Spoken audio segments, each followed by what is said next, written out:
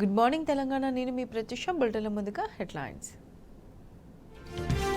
ప్రారంభమైన ఆదివాసీ గిరిజన మహాజాతర సాయంత్రం గద్దెలపైకి సారలమ్మ భారీగా తరలివస్తున్న భక్తులు. సార్వత్రిక ఎన్నికల తేదీలు ఫిక్స్. మార్చి 9 తర్వాత షెడ్యూల్ విడుదలకు ఈసీ కసరత్తు.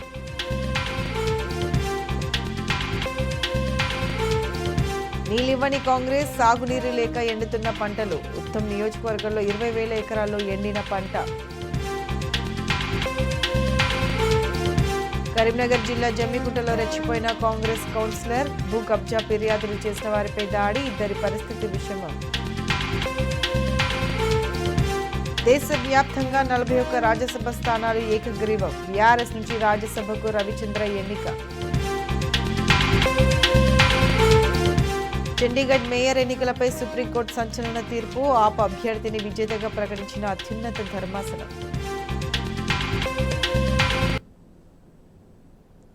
ఇక అప్డేట్ చూస్తే మేడారం మహాజాతర మరికొన్ని గంటల్లో ప్రారంభం కానుంది. ప్రతి 2 ఏళ్లకోసారి జరిగే గిరిజన పండుగకు సర్వం సిద్ధమైంది. ఈరోజు సారలమ్మ రాకతో జాతర ప్రారంభమవుతుంది.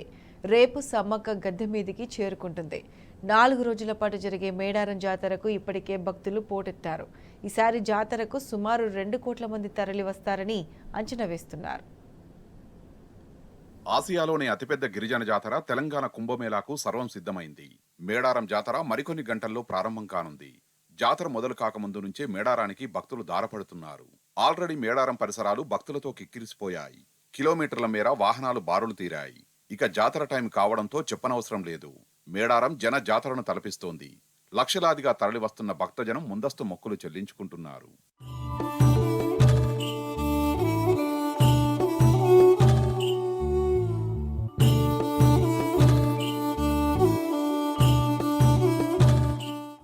ప్రతి 2 ఏళ్లకోసారి జరిగే ఈ గిరిజన పండుగకు ఈసారి సుమారు 2 కోట్ల మంది తరలి రానున్నారు. వనదేవతలను దర్శించుకొని మొక్కులు చెల్లించుకోనున్నారు. మహాజాతరకు తెలంగాణ నుంచే కాకుండా ఏపీ, మహారాష్ట్ర, ఛత్తీస్గఢ్ తదితర రాష్ట్రాల నుంచి లక్షలాదిగా వచ్చే భక్తులతో మేడారం కుంభమేళాను తలపిస్తోంది. 4 రోజుల పాటు గిరిజన సంప్రదాయాల ప్రకారం జాతర నిర్వహిస్తారు.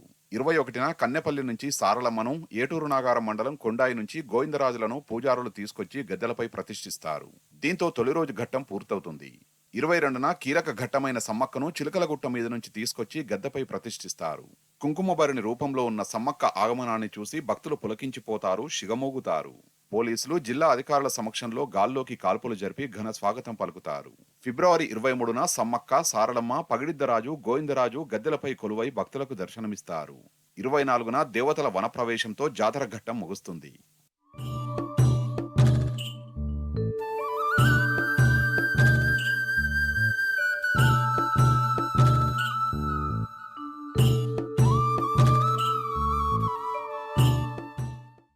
మేడారం జాతర సందర్భంగా ములుగు జిల్లాలో 4 రోజుల పాటు ప్రభుత్వం సెలవులు ప్రకటించింది. ఈ నెల 21, 22, 23, 24 తేదీల్లో ప్రభుత్వ, ప్రైవేట్ స్కూళ్లు, కార్యాలయాలు పనిచేయవని తెలిపింది. ఈ మేరకు జిల్లా కలెక్టర్ ఇలా త్రిపాఠి ఉత్తర్వులు జారీ చేశారు. 4 రోజుల పాటు విద్యా సంస్థల్ని మూసివేయాలని ఆదేశించారు. ఇక మేడారం జాతరకు సంబంధించి పూర్తి అప్డేట్స్ మా ప్రతినిధి రవికాంత్ లైవ్ లో అందిస్తారు. గుడ్ మార్నింగ్ రవికాంత్, చెప్పండి, మేడారం జాతరకు సంబంధించి ఏర్పాట్లన్నీ ఏ విధంగా కొనసాగుతున్నాయి?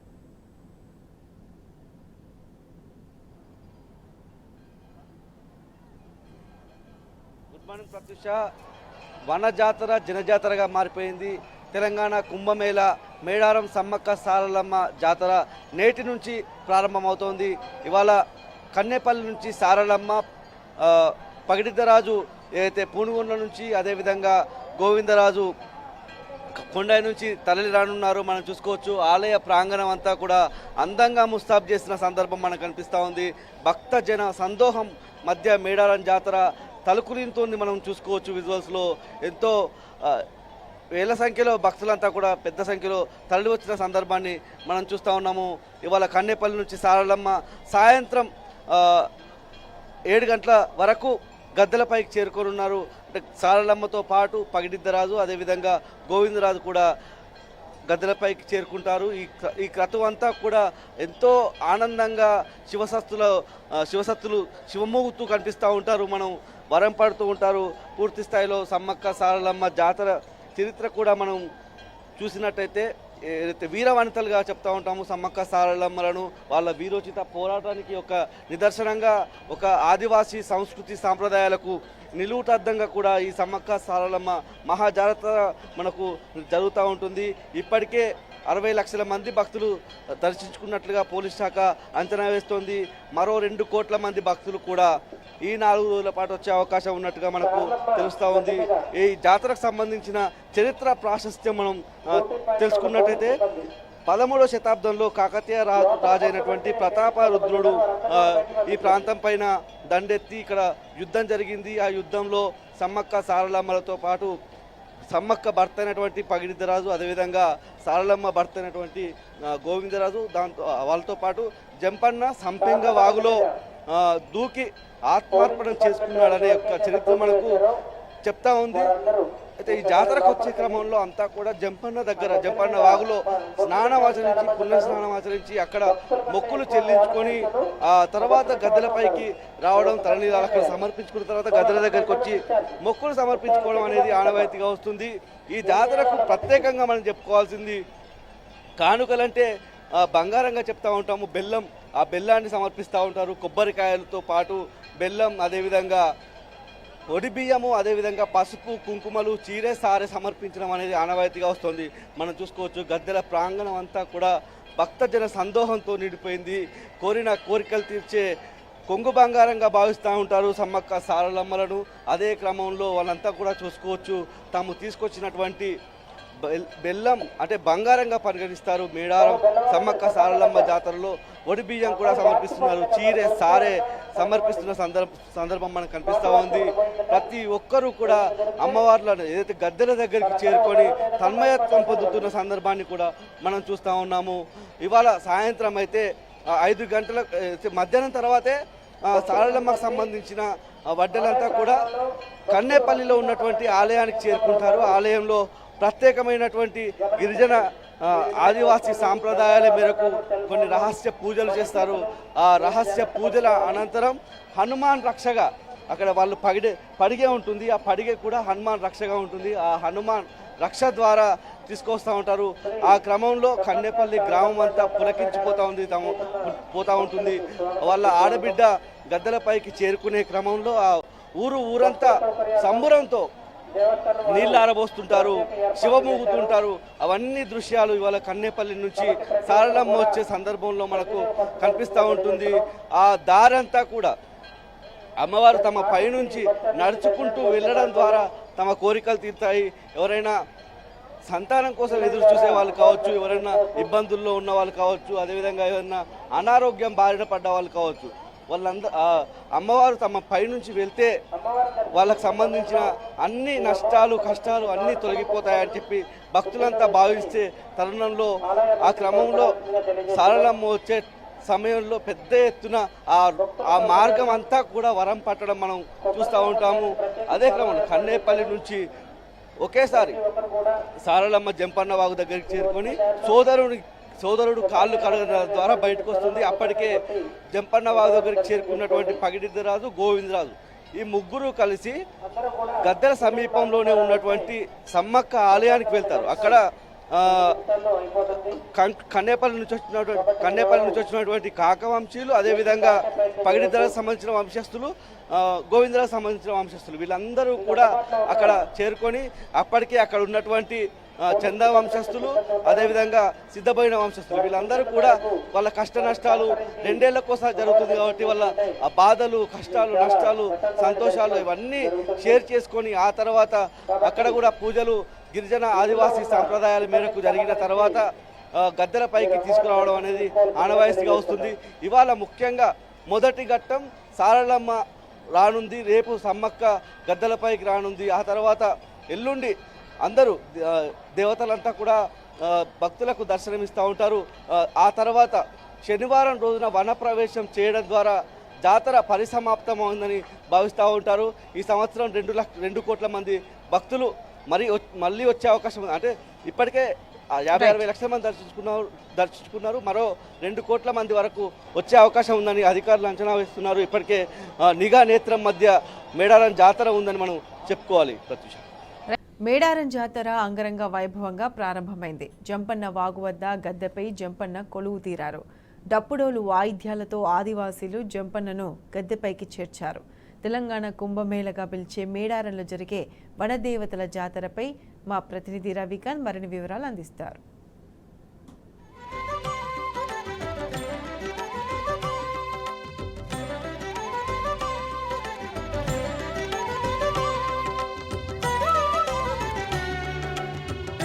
దారులన్నీ మేడారం వైపే కదులుతున్నాయి. కొంతమంది ఆర్టీసీ బస్సుల్లో జాతరకు వెళ్తున్నారు. అయితే చాలా మంది సొంత వాహనాల్లో మేడారం పోతున్నారు. హైదరాబాద్ నుంచి మేడారం 245 కిలోమీటర్లు. కారులో వెళ్లే వారికి 5 గంటల పైనే పడుతుంది. NH 163 రహదారిపై ప్రయాణించే భక్తులు హైదరాబాద్, యాదగిరిగుట్ట, జనగామ, రఘునాథపల్లి, కరుణాపురం, కాజీపేట, ఆత్మకూరు, మల్లంపల్లి, ములుగు, జంగాలపల్లి, చల్వాయి, పస్రా, నార్లాపూర్ మీదుగా మేడారం చేరుకోవాలి. అయితే ఈ రూట్లో వెళ్లేవారు డ్రైవింగ్ లో చాలా జాగ్రత్తగా ఉండాలి. ఈ రోడ్డుపై పెంబర్తి శివారులో 90 నుంచి 90.5 కిలోమీటర్ల దగ్గర, వివో హోటల్ నుంచి అక్షయ హోటల్ 9.5 నుంచి 94 కిలోమీటర్లలో తరచూ రోడ్డు ప్రమాదాలు జరుగుతుంటాయి. జనగామ, నెల్లుట్ల మధ్యలో రోడ్డు దాటేందుకు ఇబ్బందులు తప్పవు. ఇదే ప్రాంతంలో ఇటీవల రోడ్డు ప్రమాదానికి గురై పలువురు చనిపోయారు. పెంబర్తి, నిడిగొండ, యశ్వంతాపూర్, రాఘవాపూర్, చాగళ్లు, పెండ్యాల అండర్ పాస్లు లేకపోవడంతో జాతీయ రహదారి దాటేందుకు ఇబ్బందులు తప్పవు.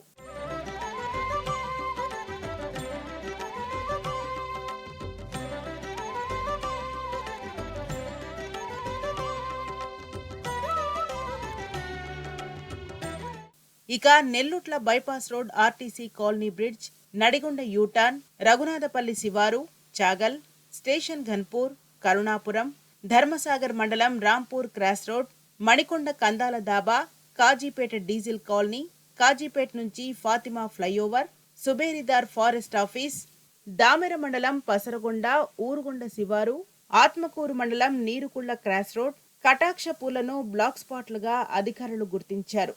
మల్లంపల్లి, ములుగు, జంగాలపల్లి, చల్వాయి, పస్రా, నార్లాపూర్ల మూలమలుపుల ముప్పును అధిగమించితే మేడారం చేరుకున్నట్టే.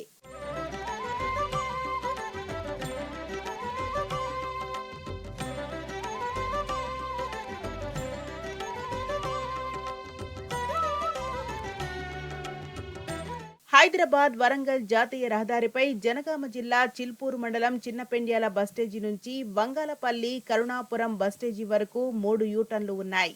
చిన్నపెండ్యాల నుంచి ఘన్పూర్ వెళ్లాల్సిన వాహనాలు గ్రానైట్ సమీపంలో యూటర్న్ తీసుకోవాలి. వాహన చోదకులు తక్కువ దూరంలో దాబా హోటల్ సమీపంలో రాంగ్ రూట్లో యూటర్న్ తీసుకుంటున్నారు. హనుమకొండ నుంచి చిన్నపెండ్యాల గ్రామంలోకి వెళ్లాల్సిన వాహనాలు దాబా ముందు యూటర్న్ తీసుకోవాలి. వాహన చోదకులు గ్రానైట్ వద్ద రాంగ్ రూట్లో యూటర్న్ తీసుకుంటున్నారు. దీంతో ఈ ఏడాది 10 రోడ్డు ప్రమాదాలు జరగగా 5గురు మృతి చెందారు. కాబట్టి ఈ ప్రాంతంలో వాహనదారులు జాగ్రత్తగా వెళ్లాలి.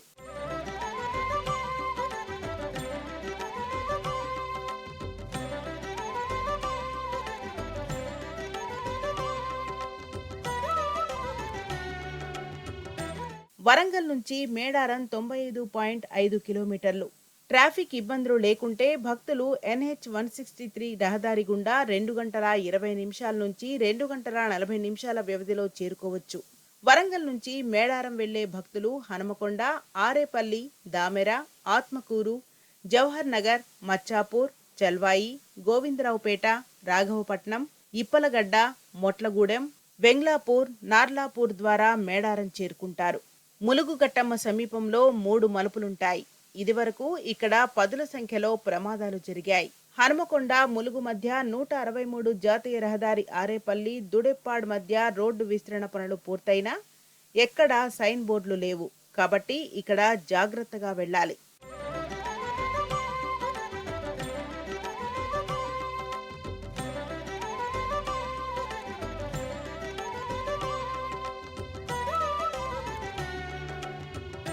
హైదరాబాద్ నుంచి మేడారం మధ్యలో మొత్తం 3 టోల్ గేట్లున్నాయి.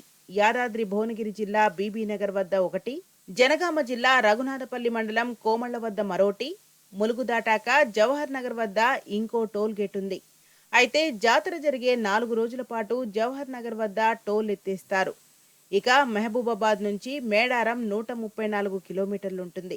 సూర్యాపేట, మహబూబాబాద్ జిల్లాల నుంచి నర్సంపేట ద్వారా మేడారం వెళ్లే భక్తులు సొంత వాహనంలో అయితే 134 కిలోమీటర్లు ప్రయాణించాలి. గమ్యస్థానానికి 3 గంటల 20 నిమిషాల వ్యవధిలో మహబూబాబాద్, గూడూరు, ఖానాపూర్, నర్సంపేట, నల్లబెల్లి, మల్లంపల్లి, జాకారం, ములుగు, జంగాలపల్లి, చెల్వాయి, పస్రా, నార్లాపూర్ల మీదుగా మేడారం చేరుకోవచ్చు.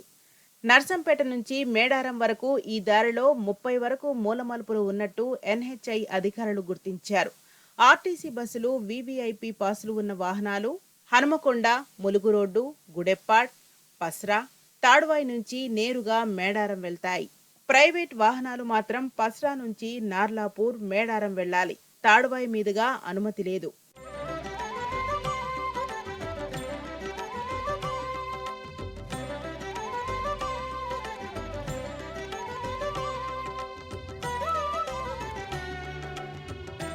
ఇటు కరీంనగర్ నుంచి మేడారం 153 కిలోమీటర్లుంటుంది. కరీంనగర్, కేశపట్నం, హుజూరాబాద్, కమలాపూర్, రేగొండల మీదుగా ములుగు చేరుకొని వెంకటాపూర్, చెల్వాయిల మీదుగా మేడారానికి 3 గంటల 40 నిమిషాల సమయం పడుతుంది. భూపాలపల్లి నుంచి మేడారం 53.8 కిలోమీటర్లు. మల్లంపల్లి, రాంపూర్, దూదేకులపల్లి, బయ్యక్కపేట, తక్కళ్లగూడెం, నార్లాపూర్ల మీదుగా గంటన్నర వ్యవధిలో మేడారం చేరుకోవచ్చు. జయశంకర్ భూపాలపల్లి జిల్లా రేకొండ సమీపంలోని కొత్తపల్లి వద్ద కాళేశ్వరం, మహాదేవ్పూర్ మధ్య మూలమలుపులు చాలా ప్రమాదకరంగా ఉన్నాయి. వాహనదారులు ఇక్కడ అతి జాగ్రత్తగా వెళ్లాలి. కాళేశ్వరం నుంచి ఇసుక లారీలు ఎక్కువగా 353C జాతీయ రహదారిపై ప్రయాణిస్తాయి. భూపాలపల్లి, పరకాల, హనుమకొండ, జనగామ, మహబూబాబాద్ శివారు ప్రాంతాల్లోని రహదారి పక్కనే వాహనాలు నిలుపుతున్నారు. కాబట్టి ఈ ప్రాంతంలో చాలా అలర్ట్గా డ్రైవ్ చేయాలి.